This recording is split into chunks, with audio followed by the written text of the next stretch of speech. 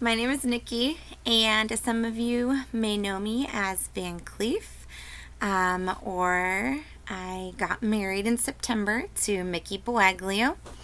I'm a member of the Exodus campus in Longview, and I also graduated from Castle Rock, so some of you on the Tootle campus might know me from there. But today I wanted to share with you what's been on my heart, what God's placed on my heart through this whole season that we've been in.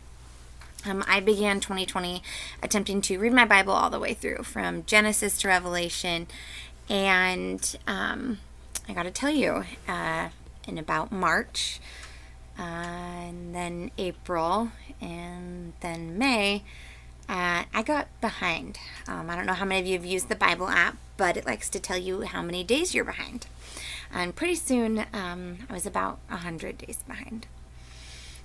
We had some pretty significant family trauma we were dealing with in the midst of everything else, like right all at the same time.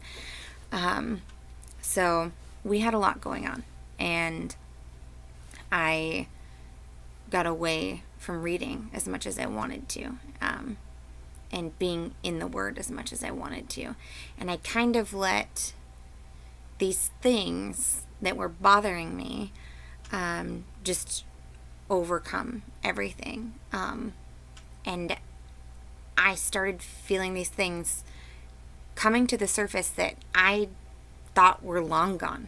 I thought I had dealt with, I thought had been removed, way past that, in a great place, could handle anything, and then all of this stuff hit. And in my observance, this time has brought up a lot for a lot of people. Just a lot of things that came to the surface. I saw a lot of it on Facebook. I heard it from people telling their own stories.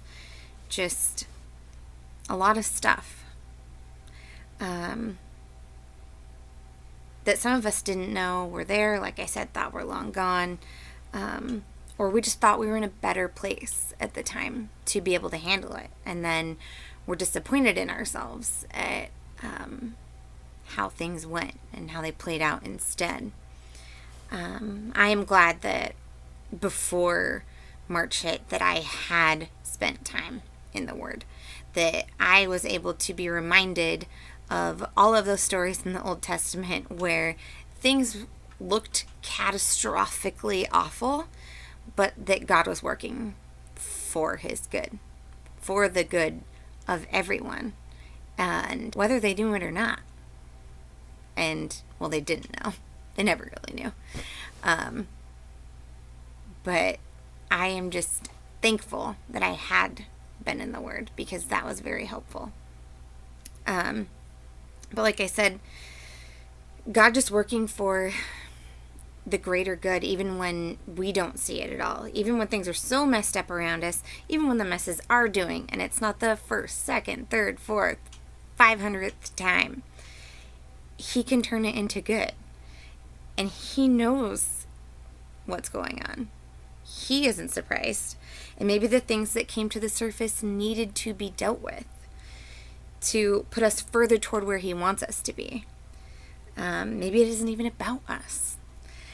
One thing I do know is that a lot of people use this time to declutter, to do yard work, trim bushes, clean out the unwanted, trimming branches, and I believe personal pruning as well.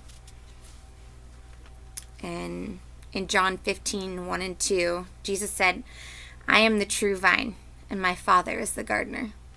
He cuts off every branch in me that bears no fruit, while every branch that does bear fruit, He prunes, so that it will be even more fruitful."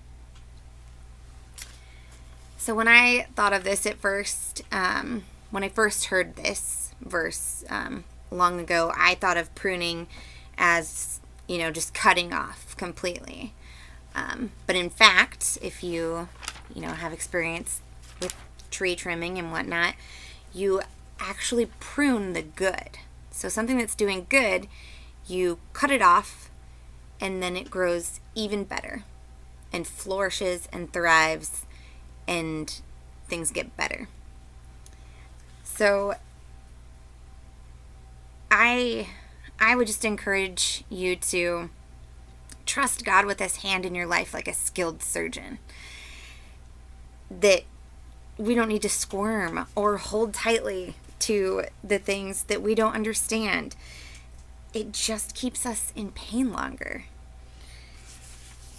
And the pruning sometimes can feel like I said, where, I thought I was in a better place to handle this or something like that. And you don't see that, no, it was good. And God's about to make it better. As I talked about doing yard work, I gave an example to the kids when one came in with a sliver in her hand. That using a literal and figurative example, when you have a sliver and it's buried down deep, it's going to hurt to get it out. But that pain is temporary. That's only going to last for a moment. And then things will be better. But if you leave it there and you allow it to fester and get infected and cause way more problems, you're going to have a lot more problems. It's not going to feel good. In the long run, things will be worse. So it might not feel good and might be difficult. In fact, I think it always is. I am usually my biggest obstacle. But I encourage you, along with me, to do some personal pruning this week. Maybe make it a personal habit to check in regularly and ask God, what do you want to prune in my life right now? What did you start, but then I grew, and you would like to trim back and flourish? As we know, doing things in our own strength do not go well a lot of the times. And John 15 goes on to say in verse 5, I am the vine, you are the branches.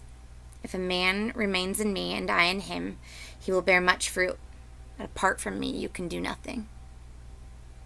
So when we start growing those seeds and those branches on our own, a lot of times it's going to need trimmed back. And I just encourage you not to hold on and not to stand in your own way, and to ask God, what would you like to prune in me? And then just hand him the shears. I don't remember if I said I was on the prayer team, or am on the prayer team, I guess, at Exodus in Longview. So if any of this has brought up anything that you want prayer about, or just to talk about or anything, feel free to message me, and I would love to pray with you. So happy pruning, and God bless.